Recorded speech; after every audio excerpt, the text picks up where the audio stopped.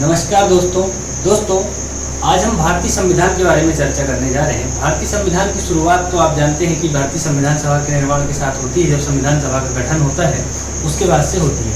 लेकिन दोस्तों, इस संविधान सभा के पीछे क्या कारण थे, भारतीय संविधान के निर्माण होने के पीछे क्या कारण थे, इसकी पूरी ऐतिहासिक पृष्ठभूमि को जानना हमारे लिए महत्वपूर्ण है।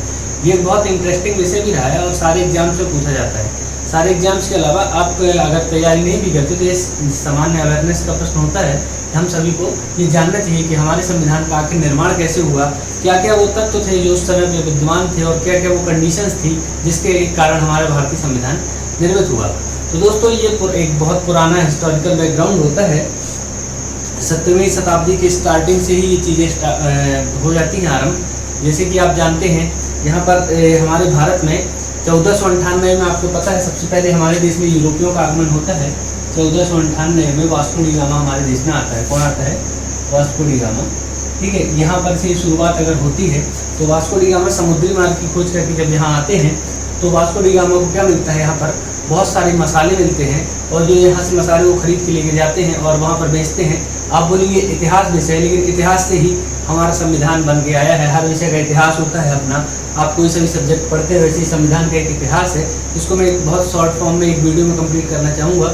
तो वास्को डी गामा यहाँ पर आ गए हैं और यहाँ से जा करके क्या करते हैं, पुर्तगाल में या फिर वहाँ यूरोपीय देशों में अपना ये सामान बेचते हैं। मसाले यहाँ से लेके जाते हैं वो, तो उनको 60 गुना वहाँ पर रेट मिलता है। वहाँ से वो प्रोत्साहित होते हैं और धीरे धीरे पुर्तगीज़ यहाँ पर आते हैं और पुर्तगीज़ बहुत दिनों तक यहाँ पर अपना व्यापार करते रहते हैं। ठीक है, पुर्तगीज़ व्यापार जब करते रहते हैं, इसके बाद यहाँ पर दोस्तों एक बहुत युगांतरकालीन घटना है, जो सबसे बड़ी घटना इतिहास में अगर हम माने हमारे लिए, भारत के लिए, तो वो ये है कि 31 दिसंबर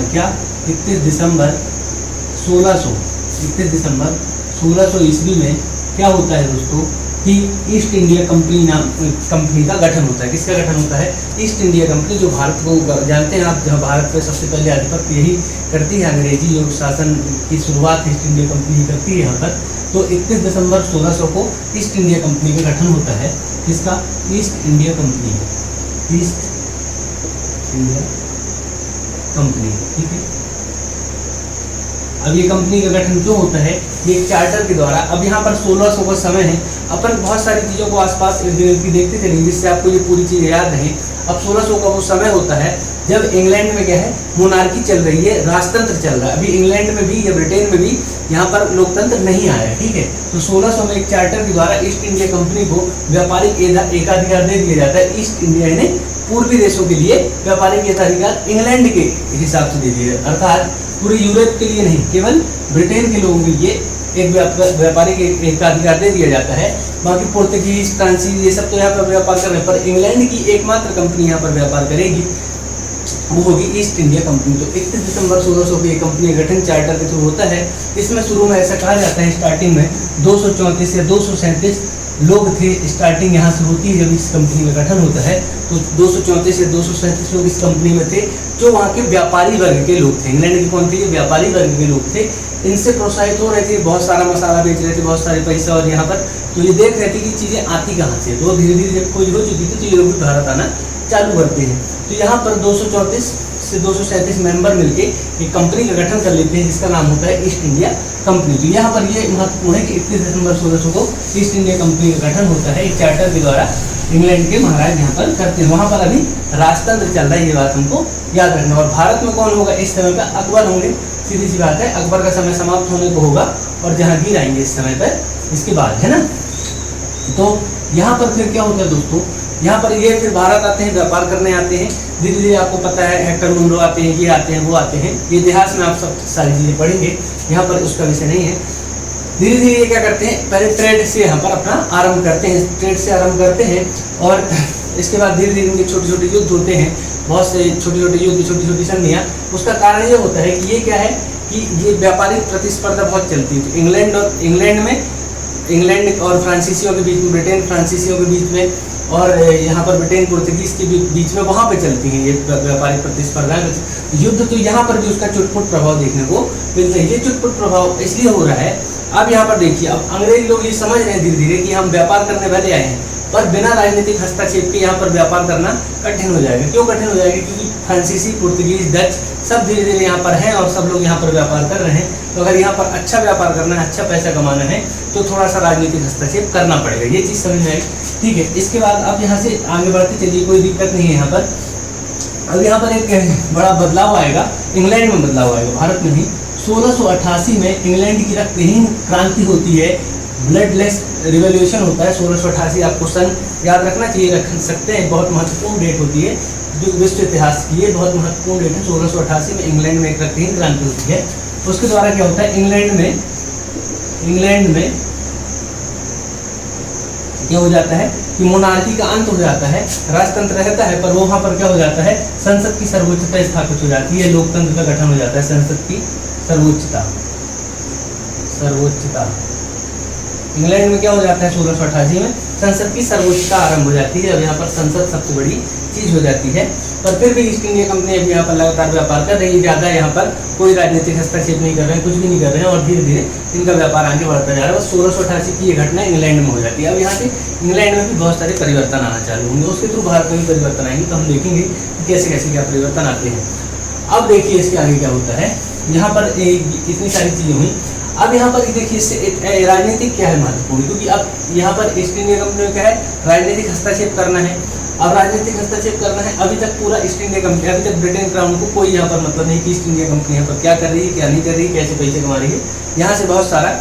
अभी यहाँ पर क्या हो रहा है, जब व्यापार कर रहे हैं ये लोग इस समय पूरे एरा में क्या हो रहा है कि भारत को फायदा हो रहा है। कैसे हो रहा है भारत को फायदा? भाई हमारे यहाँ से चीज़ लेके जा रहे हैं, मसाले वसाले हमको सोना ला के दे रहे हैं या हमको पैसे ला के दे रहे हैं, तो भारत को अभी फायदा होता जा रहा है, तो भारत अभी फायदे में चल रहा है, ठीक है यहाँ पर। लेकिन इस समय पे हमारे देश में आर्थिक रूप से हम जरूर समृद्ध थे या जो भी था, लेकिन मानसिक रूप से या फिर हमारी सोच उतनी उच्च नहीं थी, क्योंकि आप देख रहे हैं 1688 में इंग्लैंड में संसद की सर्वोच्चता स्थापित हो गई है और हम इस समय गुलाम बनने के रास्ते पर चल रहे हैं। तो भारत की यहाँ पर उस समय मानसिकता या फिर उस हिसाब की शिक्षा, उस हिसाब की सोच नहीं थी, क्योंकि आगे अभी आप और देखेंगे क्या क्या चल रहा है, ठीक है। तो इतिहास आपको समझ में आ रहा होगा कि कैसे कैसे यहाँ पर चीज़ें आगे बढ़ रही हैं। अब इसके बाद धीरे धीरे ये सारी चीज़ें करती जाती हैं और ये घटनाक्रम आगे बढ़ते बढ़ते इतना आगे बढ़ता है कि अब अंग्रेज यहाँ पर धीरे धीरे व्यापारिक एकाधिकार की बात करने लगते हैं कि अब सिर्फ यहाँ पर हमारा ही व्यापारिक एकाधिकार हो, यूरोप की किसी और कंपनी का ना हो या फिर किसी और यूरोपीय देश का ना हो। तो वहाँ पर देखते हैं आप कि वांडीलास का युद्ध, स्वाली का युद्ध है, ये छोटे छोटे युद्धों के द्वारा बाकी सारे जो देश हैं वो धीरे धीरे खत्म होते जाते हैं। इसके बाद यहाँ पर एक बहुत महत्वपूर्ण युद्ध होता है कि 1757 में प्लासी का युद्ध होता है। क्या होता है? प्लासी का युद्ध। हालांकि इतिहास की बातें हैं, लेकिन मैं आपको बता रहा हूँ इंग्लैंड यहाँ पर कैसे इंडिया में स्टैब्लिश हुआ है। 1757 प्लासी का युद्ध होता है, 1760 में वांडीलास का युद्ध होता है ना। ये दो युद्ध महत्वपूर्ण इसलिए हैं दोस्तों कि यही युद्ध जो है अब बक्सर के युद्ध में निर्णायक भूमिका निभाएंगे। और बक्सर का युद्ध वो युद्ध है, बक्सर का युद्ध जो 1764 या 1764-65 में होता है। तो बक्सर का युद्ध एक महत्वपूर्ण युद्ध इसलिए हो जाता है, ये दोनों युद्ध इसलिए महत्वपूर्ण है कि इन दोनों युद्धों के जीतने के दम पर ही इंग्लैंड यहाँ पर अंग्रेज के है बक्सर का युद्ध करते हैं। और बक्सर के युद्ध में जब विजित हो जाते हैं तो ये निर्णायक, यहाँ से ये निर्णय 1760 से हो जाता है कि अब भारत की सत्ता किसके हाथ में होगी? अंग्रेजों के हाथ में होगी। ये इस युद्ध से क्लियर हो जाता है। और प्लासी के युद्ध की वजह से भारत को जो सबसे वजनदार प्रांत है बंगाल, ये अंग्रेजों के हाथ में चला जाता है। और दूसरी चीज़, अंग्रेजों को अब ये समझ में आ गया प्लासी के युद्ध से कि भारत के लोगों को भड़काओ और भारत के लोगों से क्या कर सकते हैं, अपन शासन अपन कर सकते हैं। और ये लोग जो है तो केवल कठपुतली बनकर रह सकते हैं। प्लासी के युद्ध में आपको पता है जगत सेठ, अमीर चंद जैसे लोगों ने धोखा दिया और वो अंग्रेजों के जीत का कारण बना। ये एक जो है तो कोई लड़ाई नहीं थी, छल कपट से अंग्रेजों ने इस युद्ध को जीत लिया था। इसके बाद अब बक्सर के युद्ध में अंग्रेजों ने पूरी तरह से यहाँ पर अपने हिसाब से कब्जा किया। अब ये बक्सर के युद्ध महत्वपूर्ण इसलिए हो गया क्योंकि यहाँ पर अभी अंग्रेजों यहाँ पर क्या चल रहा था भारत में, ये पूरे समय से इस समय तक क्या चल रहा था कि मुगल शासक भारत का बादशाह होता था, पूरे भारत का निर्णायक। और इस युद्ध में मुगल शासक की हार हो जाती है। मुगल शासक जानते हैं आप, 3 लोग रहते हैं इसमें, मुगल शासक की हार हो जाती है। इसमें मुगल शासक बंगाल का नवाब और जो है तीन लोगों के बीच, अवध के नवाब के बीच ये तीनों मिलके यहाँ पर युद्ध करते हैं। और मुगल शासक जैसा जब भारत का बादशाह हार गया तो ये युद्ध क्या कर देता है, ये निर्णय कर देता है कि अब अंग्रेजी सत्ता जो है, भारत की सत्ता जो है अंग्रेजी हाथों में होगी, मुगल शासक से छिन गई। था मुगल शासक लेकिन वो कमजोर हो गया, वो हार चुका है यहाँ पर। तो धीरे धीरे जो भी मुगल शासक आएंगे वो कमजोर रहेंगे, अंग्रेजों के हाथ की कठपुतली रहेंगे। तो आप देख रहे हैं बक्सर के युद्ध में क्या हो रहा है, मुगल शासक की हार हो जाती है, यहाँ पर शाह आलम द्वितीय की हार हो जाती है। तो ये इतनी सारी चीज़ें हैं, ये इतनी सारी चीज़ें आपको याद रखना है। इसके बाद होती है इलाहाबाद की संधि, आपको पता है, उससे के थ्रू अब यहाँ पर भारत में वो अपने हिसाब से संधि रखते हैं, इसलिए इलाहाबाद की संधि महत्वपूर्ण है कि भारत में जो हमारी राजनीति में, भारत की राजनीति में हस्तक्षेप, ये सारी चीज़ जो बताई मैंने, ये इतिहास के पर्पज से तो है ही, और भारत की राजनीति में हस्तक्षेप के लिए है, चाहे प्लासी के युद्ध हो, वांडीवर्स के युद्ध हो, अब भारत की राजनीति में हस्तक्षेप कर रहे हैं और हम राजनीति का ही पृष्ठभूमि पढ़ रहे हैं, अपने संविधान की पृष्ठभूमि पढ़ रहे हैं, भारत की राजनीति की पृष्ठभूमि पढ़ रहे हैं। तो हमारे पास 1665 में इनकी ताकत आ जाती है। 1665 में क्या होता है दोस्तों, 1765 में यहाँ पर अंग्रेजी सत्ता भारत में स्थापित हो जाती है।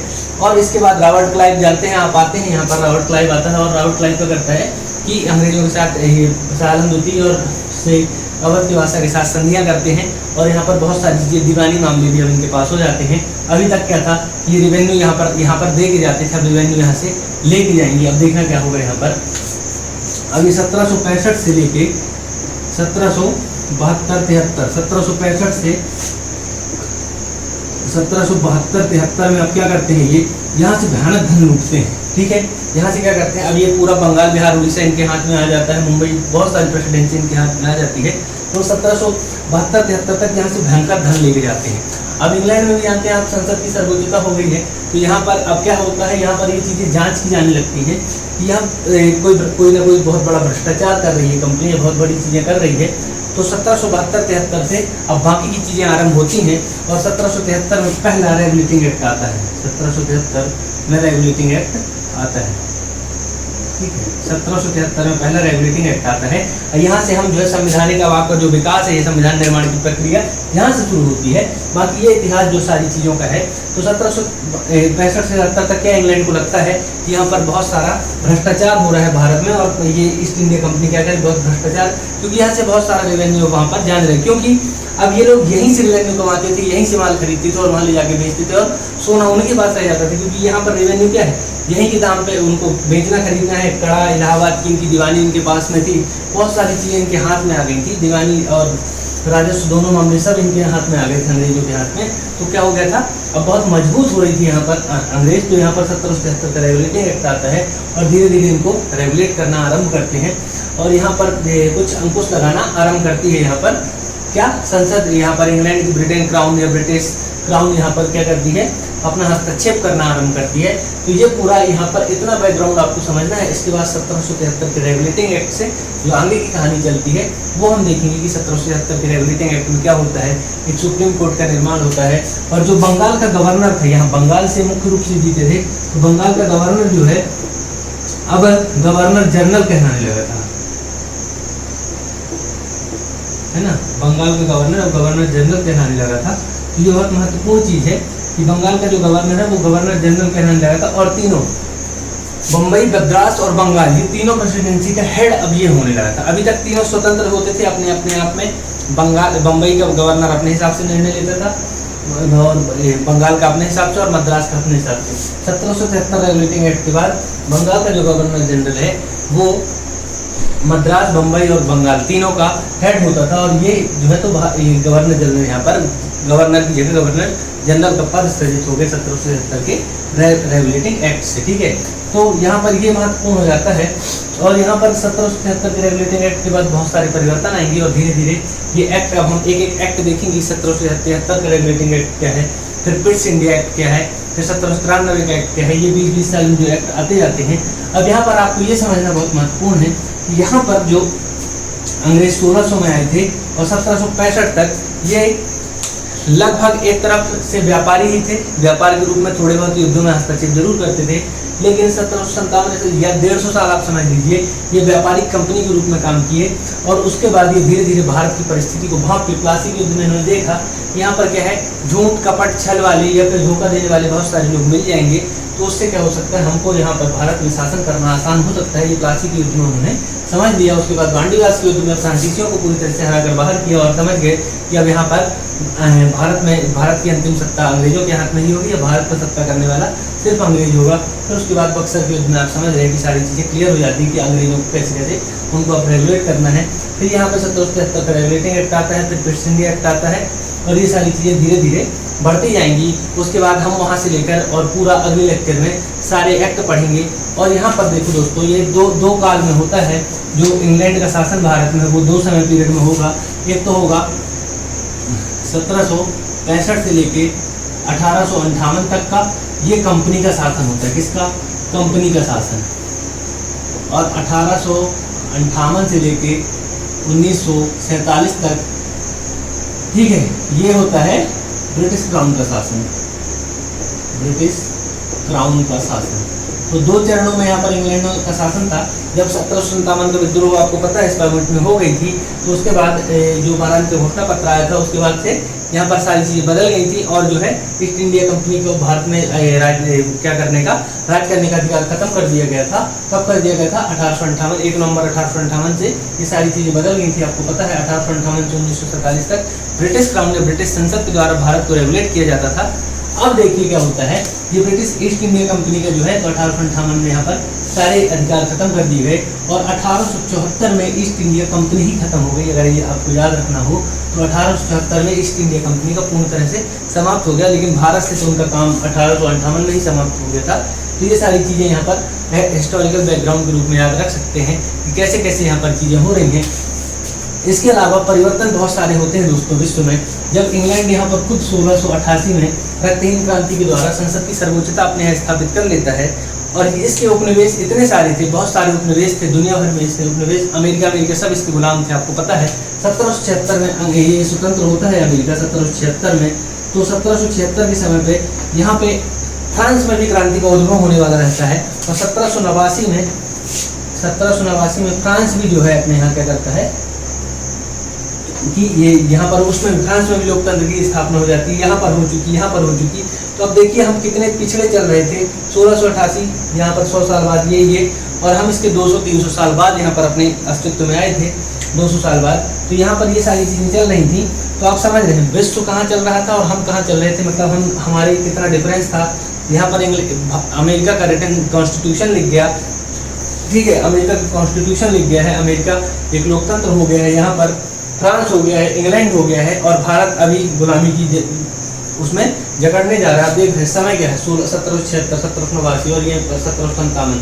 तो ये वो कालखंड है जो विश्व को भारत से अलग थलग तरह की राजनीति में परिवर्तित कर रहा है। और विश्व किसी और जा रहा है, मतलब पश्चिमी देश किसी और जा रहे हैं, और यहाँ पूर्वी देश में लोग क्या कर रहे हैं, राज कर रहे हैं, और यहाँ पर अभी भी गुलाम बना रहे हैं, जबकि खुद स्वतंत्र और संसद की सर्वोच्चता स्थापित कर रहे हैं। तो ये राजनीति का जो बैकग्राउंड हम देखेंगे, इसको एक एक पहलू को हम साथ में लेके चलेंगे कि कैसे यहाँ पर भारत में किसका, यूरोपीय पुनर्जागरण का क्या प्रभाव होता है, भारत में औद्योगिक क्रांति का क्या प्रभाव होता है, भारत में इस क्रांति का क्या प्रभाव होता है। पहले मेंस में ये रहता था विश्व इतिहास, ये 1688 की इंग्लैंड की क्रांति, 1789 की फ्रांस की क्रांति, ये सारी चीज़ें पढ़ते थे।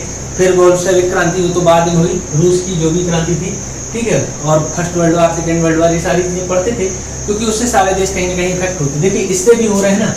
अब देखिए यहाँ पर इंग्लैंड खुद ही स्वतंत्र हो रहे हैं, खुद ही संसद की सर्वोच्चता, फ्रांस हो रहे हैं यहाँ पर, और दूसरे देशों में क्या कॉलोनियाँ अपनी बसा रहे हैं। कॉलोनी बस बनाया था भारत को, जहाँ पर इनका उपनिवेश था। तो इतनी सारी चीज़ें हैं, ये धीरे धीरे इनको एक एक करके समझते जाएंगे। और 1773 के रेगुलेटिंग एक्ट में क्या बात कही गई, क्या नहीं कही गई, इस पर हम चर्चा करेंगे। तो अगले लेक्चर से हम देखेंगे 1773 के रेगुलेटिंग एक्ट से, और उसके आगे के सारे एक्ट देखते जाएंगे, सारे महत्वपूर्ण होते हैं।